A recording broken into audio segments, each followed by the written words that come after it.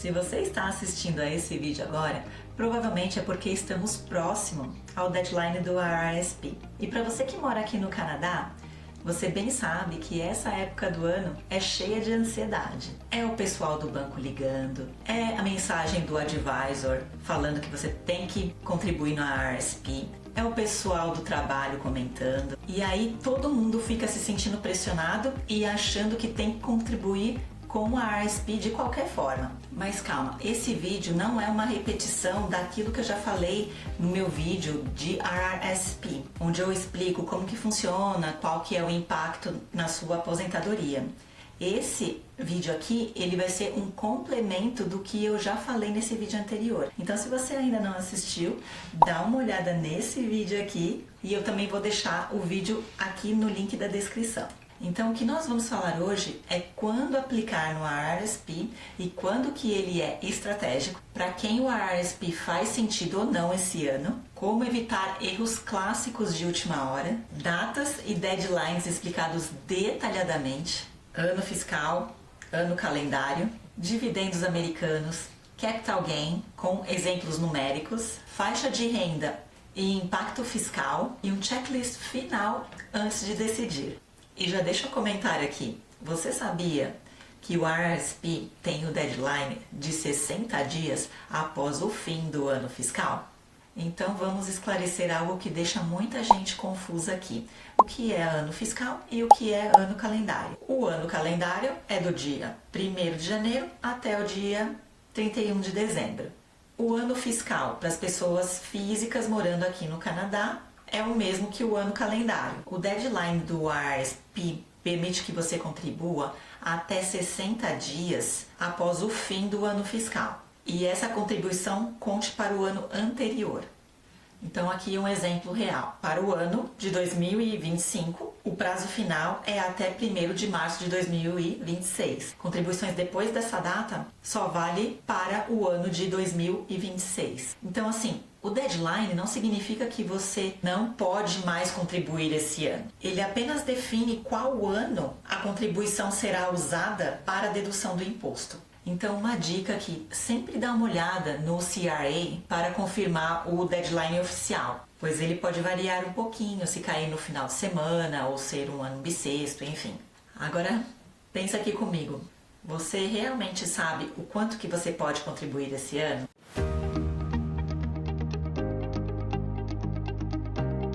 Esse vídeo é para quem mora no Canadá, declara imposto de renda, está perto do deadline do RRSP, tem dúvida se contribui ou não contribui, ou contribui todo ano, mas não sabe se está fazendo certo ou não.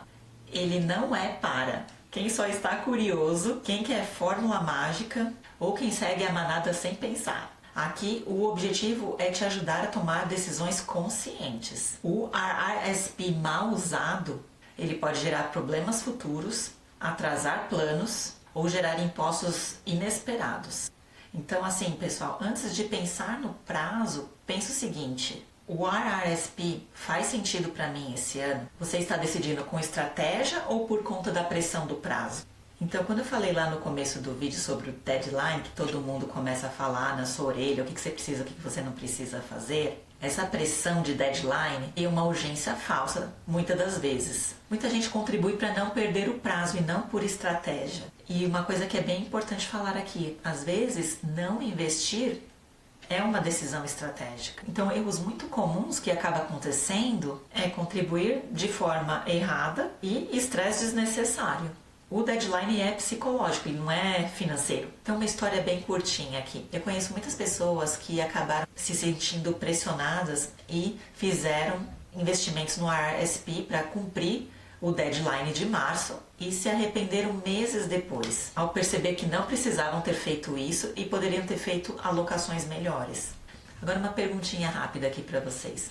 Vocês já fizeram contribuição só por conta do medo de perder o prazo? Me conta aqui nos comentários. Bom, pessoal, então assim, nem todo mundo precisa então se preocupar com o prazo do RRSP. Então, quando a contribuição no RRSP não faz sentido nenhum? Quando a renda é muito baixa, abaixo do Basic Personal Amount, que é em torno de $16.000 por ano, faixa de imposto de renda pequena, renda na alíquota marginal baixa, vamos dizer de 15 a 20%, início de carreira, renda instável, sem reserva de emergência. Aliás, para quem não viu esse vídeo aqui da reserva de emergência, vocês precisam ver. E a possibilidade de precisar do dinheiro a curto prazo. Então, se vocês se enquadram em um desses casos, talvez o TFSA funcione melhor para vocês, mesmo que nós estejamos perto do deadline do RRSP. E por falar em TFSA, eu tenho um vídeo aqui no meu canal que eu explico detalhadamente como funciona o TFSA. Não deixem de assistir esse vídeo. Então, só o resumo da ópera aqui. Se você paga imposto hoje e você está fazendo contribuição no RRSP, você pode estar gerando problema lá na frente. Então, o recado aqui é: avalie a sua situação com calma e com números antes de tomar qualquer decisão. E um outro erro que muita gente comete é: vou colocar todo o meu dinheiro lá no RRSP porque eu vou pagar menos imposto. Você não precisa fazer o extremo. Ou contribui no TFSA ou no RRSP. Você pode fazer os dois. Você pode contribuir parcialmente, deduzir agora ou depois e ajustar a sua faixa de imposto. O RRSP ele tem que ser uma ferramenta estratégica e não emocional. Então a dica é: expectativa e realidade nem sempre bate. Planeje com calma. Então vamos para um exemplo rápido aqui. Se você contribuiu com $5.000 em março e a sua faixa de imposto é de 30%, sua dedução pode chegar em cerca de $1.500 na restituição, mas só se não mudar a sua renda drasticamente. Agora sim, se você deixou para a última hora, respira. Se pergunte: o seu dinheiro vai estar disponível? Você vai se endividar? Está fazendo isso por pressão de prazo? O deadline ele não deve gerar dívida. Tenha isso em mente. Então assim, pessoal, contribuir não é investir imediatamente. Se você está numa situação que eu comentei lá atrás, você não é a pessoa que se qualifica talvez para investir no RRSP, você tem outros caminhos. Você pode deixar o seu dinheiro numa High Interest Savings Account, que eu já falo isso no meu vídeo da reserva de emergência. Você pode deixar num DIC de curto prazo e de repente começar a investir em ETFs e em ações. Eu particularmente gosto bastante de comprar ações e ETFs americanos dentro do RRSP. E isso porque a gente já sabe que todos os dividendos oriundos de ações e ETFs americanos, elas são livres de imposto de renda. Então é puramente por uma vantagem fiscal. Então eu gosto bastante. Então fora do RRSP, realmente 15% é tributado do rendimento dos dividendos oriundos dessas ações e ETFs americanos. Dentro do RRSP, livre de imposto. Ok. Então vamos supor aqui um exemplo prático com números. Eu tenho $10.000 investido, tenho 4% de dividendos, vamos supor, tenho $400 por ano. Fora do RRSP, 15% sobre esses 400. Então ficaria líquido $340 canadenses. Dentro do RRSP, $400 sem nenhuma dedução de imposto. Ok, beleza. Então vamos falar agora do capital gain. As empresas de tecnologia, geralmente elas não pagam dividendos. Então os ganhos dessas empresas, como a Nvidia, Microsoft, Apple, Amazon, ela vem basicamente da valorização. Enquanto estiver lá dentro do RRSP, a gente não vai pagar imposto sobre isso. Porém, ao sacar esse dinheiro, todo o valor é tributado como renda. Então, dentro do TFSA e do FHSA, esse valor de capital gain, ele não é tributado. Então, o que eu quero dizer com isso? Dentro do RRSP, se você investe em empresas americanas e está visando ganhar dividendos, ela é ótima porque você não vai pagar impostos sobre os dividendos. No TFSA e no FHSA, é melhor para as ações de crescimento como empresas de tecnologia. Então, no TFSA e no FHSA, se você está buscando investir em empresas americanas com valor de crescimento alto, talvez essa seja uma oportunidade melhor para você. Você sabia dessa diferença? Comenta aqui embaixo qual tipo de ação você costuma investir. Então, qual que é o meu ponto aqui? Muitas vezes as pessoas querem investir desesperadamente no RRSP só por conta de quererem investir no mercado americano e saber que são livres de impostos sobre os dividendos, mas às vezes a natureza da conta, a natureza da empresa que você está investindo não necessariamente paga dividendos e você pode também se prejudicar lá na frente. Então todo esse planejamento é essencial para você decidir a melhor forma de você alocar o seu dinheiro. Agora um outro ponto aqui crucial é quando o RSP é mais vantajoso. Então só recapitulando aqui rapidamente, renda baixa, abaixo do Basic Personal Amount, em torno de $16.000 ao ano, a pessoa quase não paga imposto. Então não faz sentido, não é que não faz sentido, a dedução do RSP passa a não ter tanto benefício assim. Agora vamos supor que você está numa faixa média ali, de 40 mil a 100 mil dólares por ano. A dedução ela pode gerar algum benefício, mas não enorme. E você que está na faixa acima de 100 mil dólares por ano, aí sim o RSP ele gera uma ótima economia fiscal. Quanto maior o impacto da alíquota marginal, maior o impacto da dedução.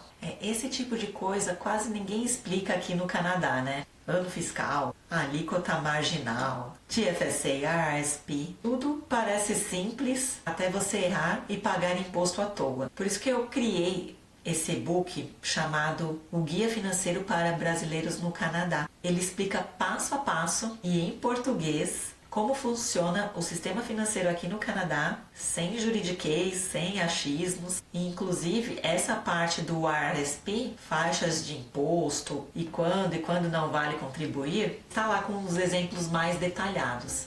Então vamos colocar um exemplo aqui de duas pessoas. Vamos supor que eu tenho uma pessoa A aqui e essa pessoa ela tem uma renda anual de 120 mil dólares. Então assim, ela vai estar numa alíquota marginal ali de aproximadamente 26%. A província eu não estou colocando aqui, tá? E vamos supor que ela faz uma contribuição no RSP de 10 mil dólares. Então o que vai acontecer nessa situação? São esses 10 mil vezes os 26%, que dá aproximadamente 2.600 dólares. Agora vamos supor uma pessoa B. Essa pessoa B ela tem uma renda anual de 40 mil dólares. A alíquota marginal dela é em torno de 15%.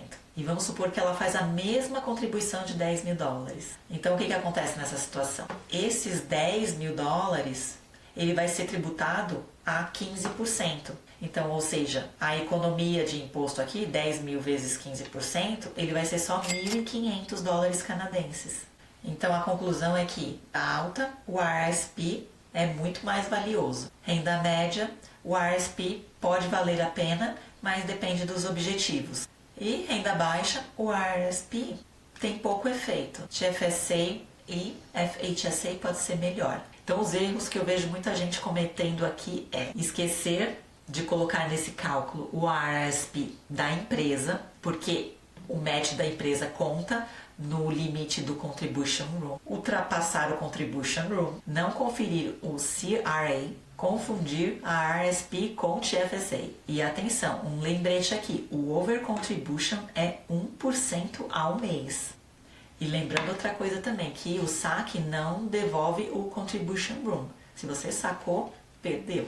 Então, conforme prometido aqui, vamos fazer um checklist básico aqui para ver se você não está esquecendo de nada. Conferir o Contribution Room no CRA, ver o RSP da empresa, checar a faixa de imposto, confirmar o horizonte de tempo e definir o objetivo real para você. Então, com base nisso aqui, se uma das respostas foi não sei, talvez seja melhor não agir agora.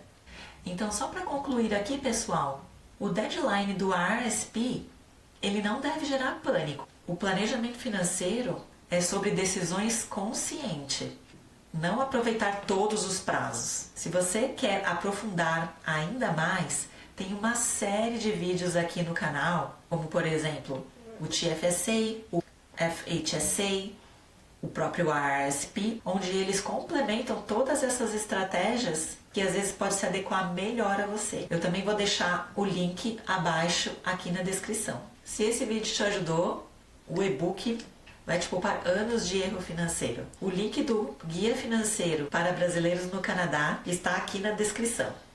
Agora eu vou fazer uma pergunta final aqui para encerrar esse vídeo. Você vai contribuir para o RRSP esse ano ou decidiu conscientemente que não vai contribuir? Comenta aqui embaixo. Até o próximo vídeo. Tchau, tchau!